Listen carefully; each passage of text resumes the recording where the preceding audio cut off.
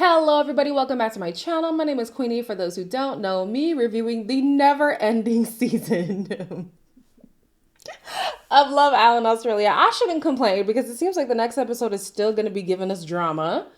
These producers really know how to milk this season. Okay, so let's get into it. This is season 7. What season is this?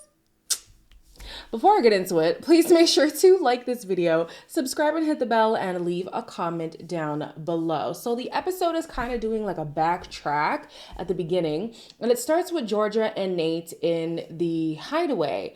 So Georgia basically wants to be in Nate's skin.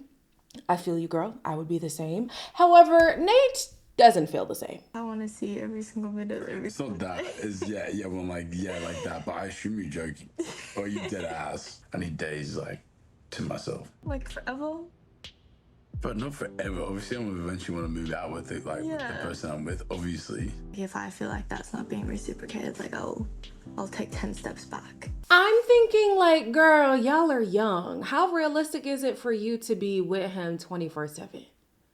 I don't know what they do for a living, but if they were in school, that's what makes it hard. If they work, that's what makes it hard. The only way that they really would be able to spend 24/7 together is if they lived together. But even that is premature, babes. You're not even together exclusively. Or in a relation, is she codependent? I don't get it. And it only gets worse as the episode goes on. I'm like, babe, I hear that you want to be with your man 24/7, but let's come back to real life. It's likely not gonna happen. In the beds, we have Lucinda, who got dressed in lingerie for her boyfriend. So she was getting frisky with Zach. Down there, everybody was getting frisky, actually. Besides Andy and Harmony. I ruined everything. You didn't ruin anything. You can admit it. If I'm being super honest with you, I think in a way I feel like this ship has just sailed a little bit for me. Do you want me to sleep on the daybed? I'm happy to. I don't care. No. Oh, I don't want you to think like that. I do think he could have told her earlier in the day, especially when she already felt like the vibe was off and she had asked him point blank, like, hey, what's the deal? But as we know with Andy, he takes some time to process his feelings, and I agree with his conclusion. I do. I don't see the point in pursuing anything with Harmony anymore. So them ending it is kind of like, what did you expect? Honestly, he already explained to her the reasons why the antics the night before bothered him. It's not just some random like, oh, I caught the ick or whatever. Like, genuinely, you did not have my back, and that's not a characteristic in a partner that I would like. Now, that also makes me think why he wants to entertain Nakia as well, but hey, that's your business. The next day, Harmony is still frustrated with Andy, feeling like he is cutting things off too quickly. The guys that I like don't like me, and the guys that like me, I don't like. And I feel now it's just like happening again. I feel like we literally had like one day together. I feel like Andy hasn't given it a chance, like at all. He gave me the green light to pick him, and then after the recoupling, everything just switched. Baby, you are the problem. And I don't say that often because I don't ever think, people should blame themselves. Like, if it doesn't work, it doesn't work. Just find somebody else who matches you. But in this case, baby, you are the problem. I'm sorry. She's the problem. You're bad vibes. Who's trying to deal with that? And then she's like, I constantly go through this all the time. Well, maybe you are the common denominator then. Look within, Miss Harmony. I really would like her to, I don't know if she's going to do a TikTok or an interview or whatever. Girl, if you want to come on here and talk about it, come on here and talk about it. I want her to explain how she thought her actions after the recoupling would have been favorable to their coupling. Like, how? How would he have been like, oh, you threw me under the bus. It's okay. Oh, you're absolving yourself of all responsibility. That's totally fine. Like, I don't see how she saw a different outcome than this. Savannah and Clint get to go on a date. This is their second date. They might have the most dates as a couple so far.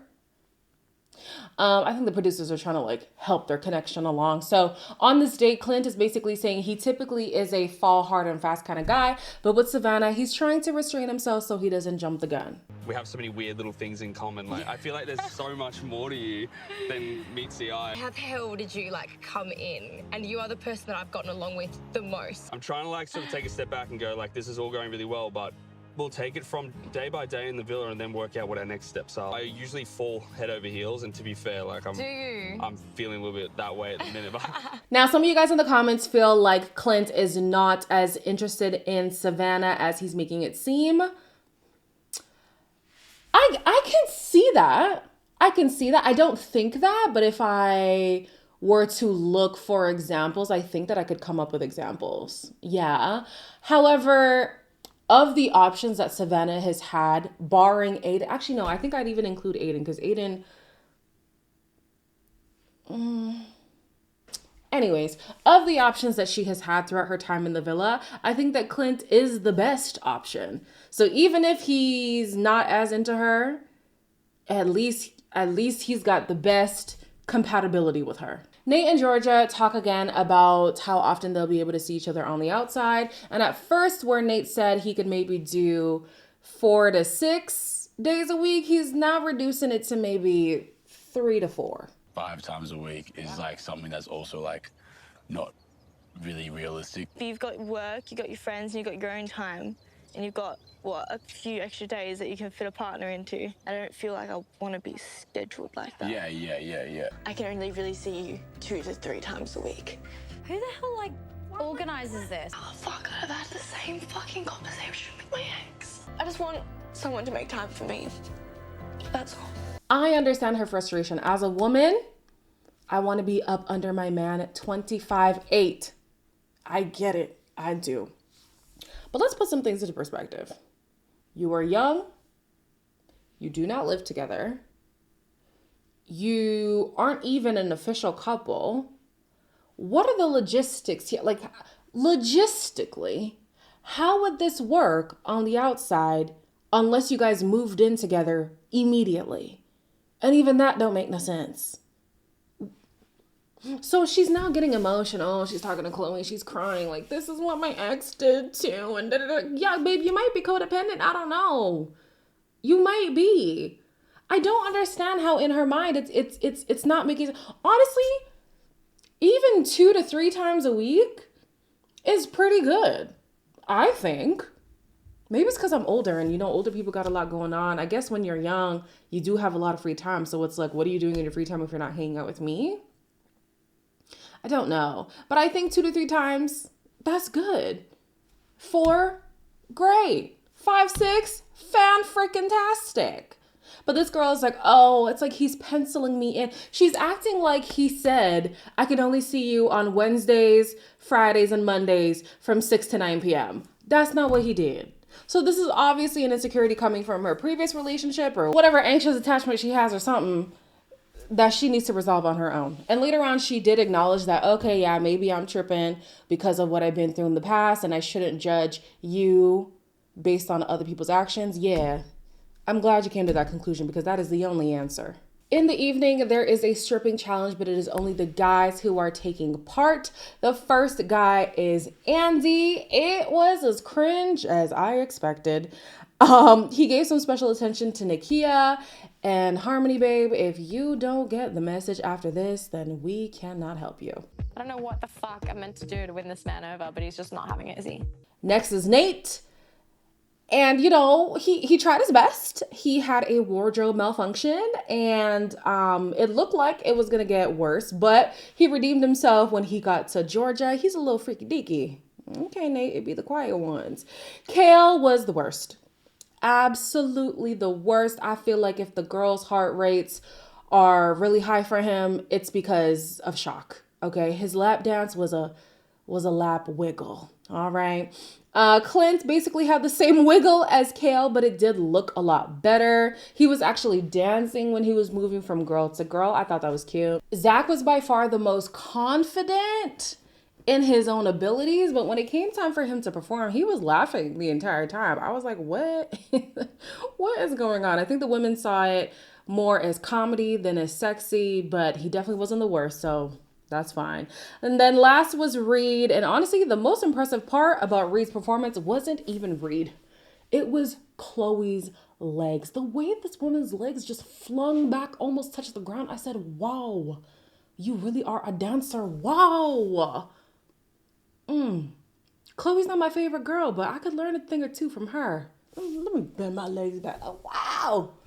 Very nice. So the results of the challenge were that Lucinda's heart rate was raised the most by Andy, Georgia by Nate, Tyra by Zach, Savannah by Clint, Harmony by Reed, Nakia by Andy, and then Chloe by Reed. Now, after the challenge, Nakia's feeling a little, hot and bothered, and she's thinking, is it that bad to rekindle things with Andy? I remember every bit of it. single second. From start to finish? Yep. Really? Little bit of a message of, hey, here you go. Here's the gift to you. Things might be back on the right track with Andy. See where things go. Really made me think, do I want to sleep alone tonight? Do I? I think as long as Nakia knows that their relationship starts and stops in this villa, then go ahead. But if you think, oh, maybe we could get back on track and maybe his opinion has changed, and even if his opinion hasn't changed, all that he has done and said has offended her to the point where I feel like she should just wrap it up. Unless you want to be friends with benefits, and even that is dangerous territory, don't entertain it. Honestly, just leave it where it's at.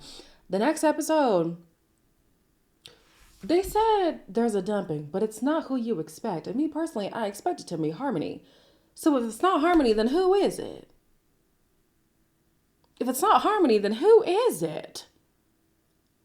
It also seems like Reed's going to be in some hot water. What's new? What is new? Okay, did not think we'd be still getting some drama, but it looks like it's coming. So until then, like, comment, share, and subscribe, and I'll see you in the next one.